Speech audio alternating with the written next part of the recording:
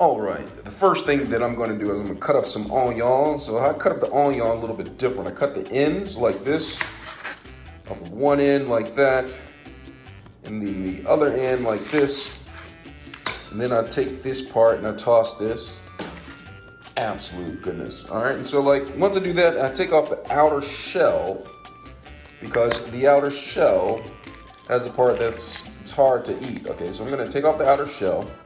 And then I have the onion just like this. And then next, I'm just gonna cut them up. I wanna cut it in thin slices. All right, so I'm just gonna go like this.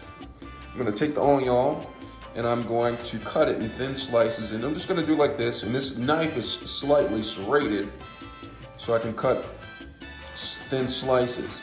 All right, I'm just gonna keep on cutting like this. See how thin they're coming off like this? They're like almost paper thin. Absolute goodness, all right?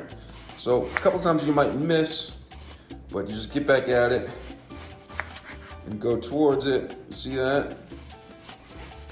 Just keep on slicing it like this. All right.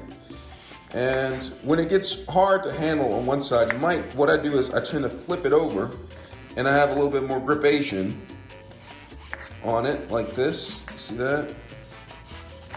You can continue slicing the onion paper thin or close to paper thin, depends on what type of paper you have.